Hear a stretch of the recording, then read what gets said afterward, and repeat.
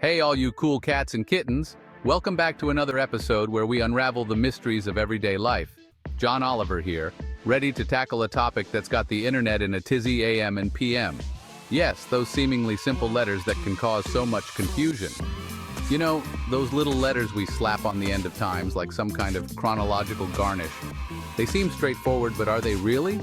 Turns out, a whole bunch of folks are walking around more confused than a pigeon in a library when it comes to these two little abbreviations. It's like a riddle wrapped in a mystery inside an enigma. We're talking full-on existential crisis over here, people. The kind that makes you question your very existence and your ability to tell time. Is it 12 a.m. or 12 p.m. when the ball drops on New Year's Eve? This question has sparked debates at countless New Year's parties. If a vampire wakes up at 7 p.m., is it technically morning for them, or is it still night? These are the conundrums that boggle the mind.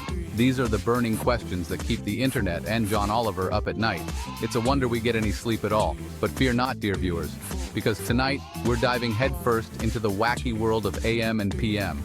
We're going to clear up the confusion once and for all. We'll be deciphering their true meanings, exposing common misconceptions, and maybe, just maybe, restoring a little order to the chaotic landscape of time itself. It's time to set the record straight. Buckle up, buttercups, it's going to be a wild ride. Get ready to have your minds blown and your time-telling skills sharpened. It all started, as these things often do, with a seemingly innocent tweet. User at Yamtwane, bless their cotton socks, dared to ask the internet, what does AM and PM actually stand for? Don't lie, you don't know either. Oh boy, did that open the floodgates. The tweet went viral faster than a sneezing panda video, racking up millions of likes, retweets, and enough head-scratching emojis to crash Twitter's servers. The replies were a glorious mix of genuine confusion, wild speculation, and straight-up comedic gold. Some folks thought AM stood for after midnight, which, let's be honest, makes a terrifying kind of sense. Others guessed PM meant past midday, which isn't entirely wrong, but also not quite right.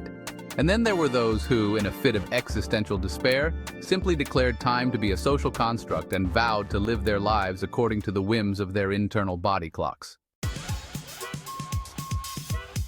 Okay, enough tomfoolery. It's time to unveil the truth behind these enigmatic abbreviations. Drumroll, please.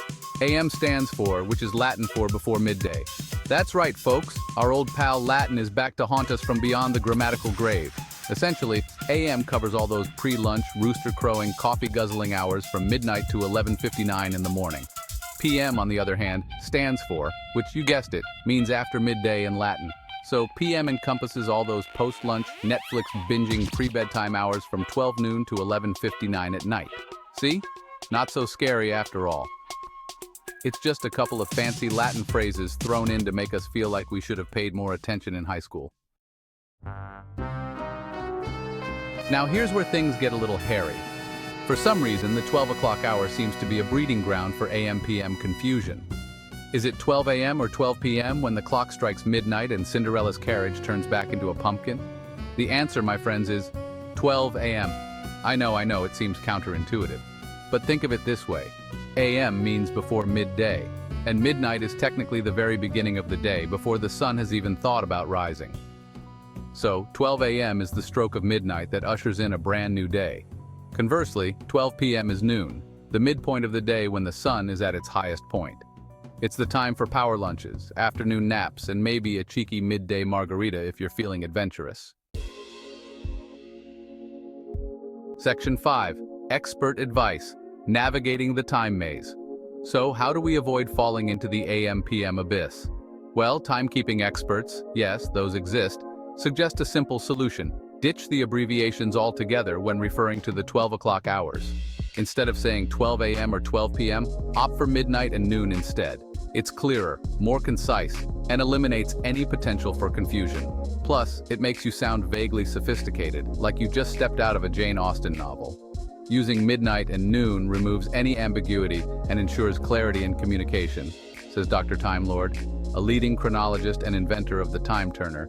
Just kidding, maybe. It's a simple yet effective way to avoid any time-related mishaps.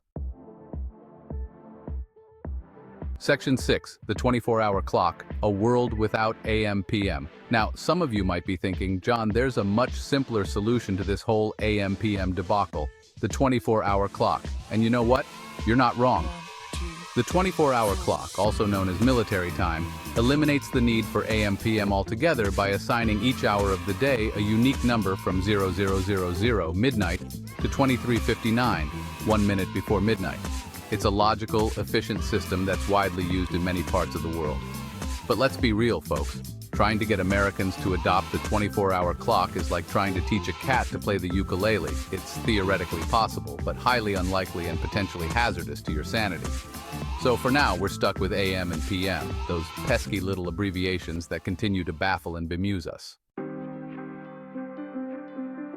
Section 7. A brief history of timekeeping from sundials to smartwatches. You know, all this talk about AM and PM got me thinking, how did we even get stuck with this whole system in the first place? It's fascinating to consider how our ancestors managed their days without the digital precision we take for granted today. Well, buckle up, history buffs, because it's time for a crash course in the evolution of timekeeping. From the earliest days of human civilization to the modern era, our methods of tracking time have undergone incredible transformations. Back in the good old days, before iPhones and Apple Watches, people relied on the sun to tell time. The position of the sun in the sky was the primary indicator of the time of day. They used sundials, which cast shadows to indicate the hour. These devices were ingeniously simple, yet remarkably effective for their time. And then there were water clocks, which measured time based on the flow of water. These were used in various ancient cultures, from Egypt to China, and represented a significant advancement in timekeeping technology. But these methods were only accurate to a certain degree, pun intended, and couldn't distinguish between AM and PM. They were dependent on natural elements, which made them less reliable in certain conditions. Fast forward a few centuries and we've got mechanical clocks, followed by quartz clocks. Mechanical clocks brought about a revolution in accuracy and reliability, while quartz clocks further refined this precision. And eventually, those fancy atomic clocks that are accurate to within a fraction of a second. These marvels of modern science use the vibrations of atoms to keep time with unparalleled accuracy. But even with all these technological advancements, we still cling to the AM/PM system.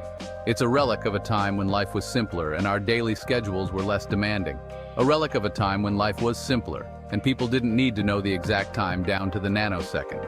It reminds us of a slower pace of life, where the exact minute or second wasn't as crucial as it is today. And people didn't need to know the exact time down to the nanosecond. Today, while we have the technology to measure time with incredible precision, sometimes it's nice to just take a step back and appreciate the simplicity of the past. Section 8. The quirks of time zones. And just when you thought you had a handle on this whole time thing, let's throw in another curveball: time zones. Because apparently, having one universal time wasn't confusing enough, we decided to divide the world into 24 different time zones, each with its own unique offset from Coordinated Universal Time, UTC. This means that every place on Earth has its own local time, which can be quite different from the time in another part of the world. So while it might be 7 p.m. in New York City, it's already 1 a.m. in London, and people are either winding down their day or just starting it, depending on where they are. And somewhere in the middle of the Pacific Ocean, it's both yesterday and tomorrow at the same time. This is due to the International Date Line, an imaginary line that separates 2 consecutive calendar days.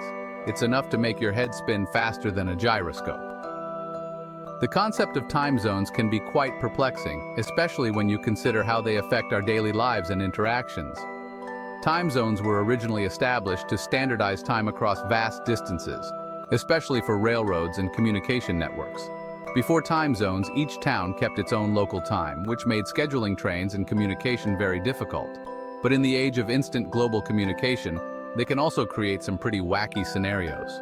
For instance, you might find yourself needing to call someone halfway across the world, only to realize it's the middle of the night for them. Like trying to schedule a Zoom meeting with colleagues scattered across multiple time zones. Coordinating a time that works for everyone can be a real challenge, often requiring a lot of back and forth communication, or explaining to your kids why their grandparents in Australia are already eating breakfast while they're still brushing their teeth. This can be a fun yet confusing concept for children to grasp, as they try to understand how time can be so different in another part of the world. Traveling across time zones can also lead to jet lag. where your body's internal clock is out of sync with the local time. This can make adjusting to a new time zone quite challenging, especially if the time difference is significant. Whether you're planning a trip, scheduling a meeting, or just trying to keep in touch with loved ones, understanding time zones is crucial. They add a layer of complexity to our lives, but also highlight the fascinating ways in which we are all connected across the globe. Section 9. In conclusion, time marches on, with or without our understanding. So, there you have it, folks.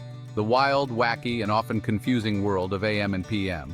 We've explored their true meanings, exposed common misconceptions, and even delved into the history of timekeeping itself.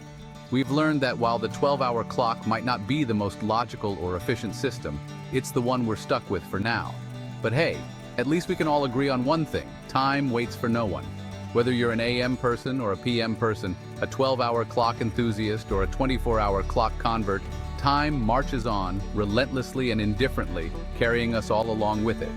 So let's just try to make the most of the time we have, whether we fully understand it or not. And on that profound note, I'm off to grab a midnight snack. Or is it a noon snack?